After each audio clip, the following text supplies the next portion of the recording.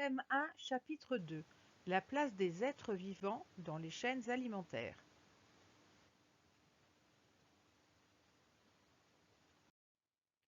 Les chaînes alimentaires sont composées d'une succession, c'est-à-dire d'une suite de végétaux et d'animaux où chacun est mangé par le suivant. Plusieurs chaînes alimentaires qui se croisent forment dans l'écosystème, c'est-à-dire dans le milieu de vie, un réseau alimentaire. Les végétaux verts, c'est-à-dire les plantes vertes, se trouvent toujours au départ des chaînes alimentaires. Ils constituent le premier maillon. Sur la chaîne alimentaire qui est représentée ici, le premier maillon est une plante verte appelée maïs. Ce maïs est mangé par le rat et le rat, à son tour, est mangé par le hibou. Nous avons donc une chaîne alimentaire avec le hibou. Attention, une chaîne alimentaire est un schéma fléché, c'est-à-dire un schéma qui comporte une flèche, qui veut dire est mangé par. Cette flèche montre les relations alimentaires entre différents êtres vivants, végétaux et animaux. La flèche veut toujours dire est mangé par. Après l'étude des chaînes alimentaires, nous avons étudié les besoins des plantes vertes. Nous avons cherché à comprendre ce dont une plante a besoin pour se développer et grandir. On a réalisé des expériences pour déterminer les besoins des plantes vertes, à savoir de l'eau, des sels minéraux, de la lumière et du dioxyde de carbone. On a utilisé la démarche scientifique. Les différentes étapes de la démarche scientifique ou démarche expérimentale sont les suivantes. Dans un premier temps, nous observons quelque chose, par exemple lors d'une promenade. On se pose donc une question qui va être notre problème. Pour répondre à ce problème, nous allons trouver des solutions possibles que nous allons appeler des hypothèses. Suite à la mise en place d'une hypothèse, on va inventer une expérience. La recette de l'expérience est appelée protocole. Une fois que ce protocole est prêt, nous allons donc réaliser l'expérience, puis noter les résultats obtenus. Ces résultats, nous allons les interpréter, c'est-à-dire nous allons les expliquer, et cela va nous permettre de dire si notre hypothèse est bonne ou non. C'est l'étape de la validation de l'hypothèse. Pour terminer, nous allons conclure en répondant à notre problème. Dans l'expérience réalisée, nous avons fait plusieurs tests et un témoin. Dans l'expérience qui est présentée sur le tableau, l'hypothèse testée est le besoin en sels minéraux. Dans le témoin, à gauche, on donne des sels minéraux. Dans l'expérience ou test à droite, nous avons retiré les sels minéraux. On a donné de l'eau déminéralisée. Quelques semaines plus tard, on observe les résultats. C'est la fin de l'expérience. Le témoin a bien grandi. La croissance est notée 3+. Par contre, l'expérience, sans sels minéraux, a beaucoup moins grandi. On a noté croissance un seul plus. Le plant d'orge a plus grandi avec les sels minéraux. Donc, conclusion, le plant d'orge a besoin de sels minéraux. Pour conclure cette partie, les besoins des plantes vertes, nous avons observé que les végétaux verts ou plantes vertes produisent leur propre matière, c'est-à-dire grandissent à partir d'éléments minéraux, l'eau, les sels minéraux et le dioxyde de carbone présent dans l'air. Ils ont aussi besoin de lumière. On les appelle des producteurs puisqu'ils produisent leur propre matière organique, la matière qui compose les organes des êtres vivants. Dans un deuxième temps, nous avons étudié les besoins des animaux, puisque les animaux sont toujours deuxième, troisième, quatrième dans les chaînes alimentaires. Ces animaux ont besoin de matières minérales. Ils ont besoin de boire et ils ont aussi besoin de sels minéraux. Par exemple, nous avons besoin de calcium. Nous avons aussi besoin, les animaux et nous, de matière organique, c'est-à-dire que nous sommes obligés de manger des végétaux ou des animaux, ou les deux, pour grandir et grossir. Les animaux utilisent donc la matière venant d'autres êtres vivants pour produire leur propre matière. Sur l'illustration, nous avons des vaches. Ces vaches mangent de l'herbe quand elles sont au pré. Elles mangent aussi du maïs, des betteraves fourragères, c'est-à-dire qu'elles ne mangent que des végétaux. On va dire qu'elles sont phytophages. Alors, on va rappeler en quelques définitions utiles les différents régimes alimentaires. Un animal phytophage, c'est un animal qui ne mange que des végétaux, des feuilles, des fleurs, de l'herbe, des fruits. Un animal zoophage, lui, ne va manger que des animaux, des insectes, des poissons, des rongeurs. Un animal omnivore est l'animal qui va manger de tout. Il va manger à la fois des animaux et des végétaux. La dernière définition utile, c'est la définition de matière organique que vous avez aussi étudiée en sciences physiques. La matière organique, c'est la matière qui compose les organes des êtres vivants. Pour revenir sur ces différents régimes alimentaires, ici nous avons l'exemple de l'escargot. L'escargot se nourrit de feuilles, il est phytophage puisque la feuille vient d'un végétal. Par contre, la chouette, elle, se nourrit de petits animaux, comme les rongeurs ou les oiseaux, qu'elle chasse la nuit.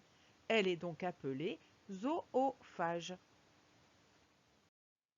Le renard a un régime alimentaire différent, puisqu'il se nourrit à la fois de rongeurs, d'oiseaux, de lapins, d'œufs, mais aussi de fruits.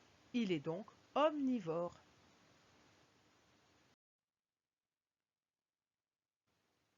Retour sur les chaînes alimentaires. Dans cette chaîne alimentaire, le premier élément ou maillon est une feuille. Donc on la trouve ici, cette feuille. Cette feuille vient d'un végétal ou d'une plante, producteur de matière. Elle est mangée par le criquet. Les flèches qui sont ici veulent dire, selon la légende, donc j'agrandis la flèche, hop, selon la légende, ici, est mangée par.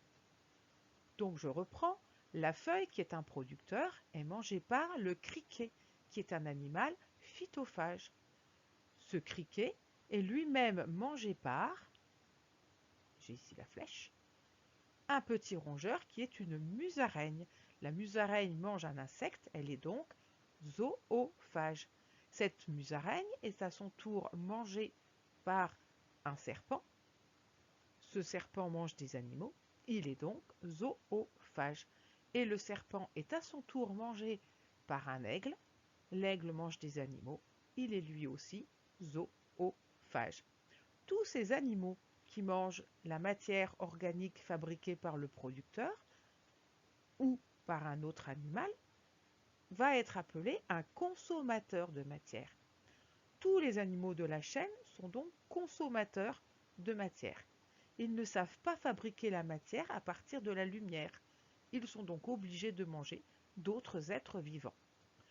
Donc pour résumer, la feuille est producteur, alors que les animaux vont produire leur propre matière, donc vont être producteurs de matière à leur tour, mais vont être surtout consommateurs de matière, puisque pour faire leur propre matière, grandir et grossir, ils sont obligés de manger d'autres êtres vivants. Nous avons vu qu'à l'automne, certains arbres perdent leurs feuilles. Ces feuilles vont tomber au sol, c'est de la matière organique qui n'appartient plus à un être vivant. Elle est présente dans le milieu et elle est consommée par d'autres êtres vivants. Ces êtres vivants enrichissent le milieu en matière minérale, c'est-à-dire qu'ils retransforment la matière organique morte en sels minéraux. On les appelle les décomposeurs. Vous avez ici sur la photo un exemple de décomposeur que l'on appelle des cloportes. Sur cette photo de famille, on trouve deux autres décomposeurs. À gauche, le ver de terre ou lombric. À droite, un champignon. On trouve en effet dans les décomposeurs des animaux, des champignons, mais on a vu aussi qu'il y avait des micro-organismes comme les bactéries.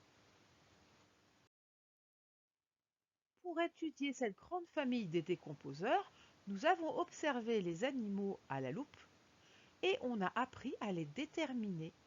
On peut déterminer, c'est-à-dire donner un nom à un animal, donc aux animaux du sol, en utilisant un outil qui est appelé une clé de détermination ou une clé d'identification. Voici la clé de détermination ou clé d'identification que nous avons utilisée en classe. Ce document permet d'identifier, donc de déterminer un animal en suivant un chemin.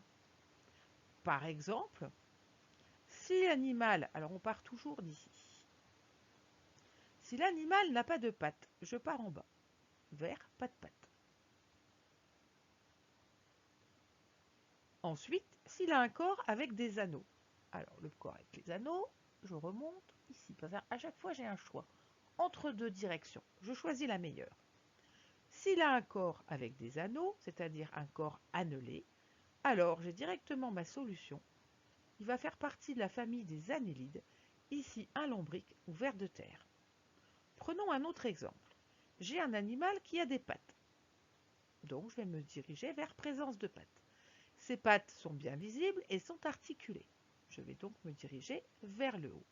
L'animal a plus de 3 paires de pattes. Donc je vais me diriger vers plus de 3 paires de pattes. L'animal a 4 paires de pattes. Je vais me diriger vers 4 paires de pattes. Dans ce cas-là, je vérifie s'il a des antennes ou pas. S'il n'a pas d'antennes, probablement je suis dans la bonne direction. Je vais ensuite regarder son corps. Son corps peut être composé d'une seule partie ou de deux. Là, imaginons que j'ai un animal avec un corps divisé en deux parties. Je pars donc vers le bas. J'ai encore un choix. Abdomen divisé en deux parties, abdomen non divisé en deux parties. Imaginons que notre abdomen n'est pas divisé en deux parties. Nous partons en bas. Dans ce cas-là, je vais regarder s'il y a des pinces. Cet animal a des pinces. Hop, je pars en haut et je tombe sur le groupe des pseudoscorpions, qui sont des prédateurs présents dans le sol. Je retrouve donc dans le sol des chaînes alimentaires qui sont nombreuses et qui se croisent et qui forment donc le réseau alimentaire du sol. Alors, on a un exemple ici. Le réseau alimentaire du sol démarre par exemple des feuilles mortes, donc des végétaux en décomposition. Les feuilles mortes peuvent être mangées par le colembole. Le colembole à son tour est mangé par la lithobie qui est un mille-pattes. Ou bien les végétaux en décomposition, les feuilles mortes sont mangées par le ver de terre. Le ver de terre, à son tour, va être mangé par la lithobie. J'ai bien ici un réseau alimentaire puisque j'ai des croisements entre mes deux chaînes alimentaires. Alors, première chaîne alimentaire, végétaux, colembole, lithobie. La flèche veut toujours dire est mangée par. Deuxième chaîne alimentaire, feuilles mortes mangées par le ver de terre mangé par la lithobie. Ces deux chaînes alimentaires se croisent au niveau du premier maillon, les végétaux. Elles se croisent aussi au niveau du dernier maillon, la lithobie. J'ai donc bien un réseau alimentaire. Dans ce réseau alimentaire, le colembole et le ver de terre sont des décomposeurs. Ils mangent de la matière morte. La lithobie, elle, est un zoophage puisqu'elle mange des animaux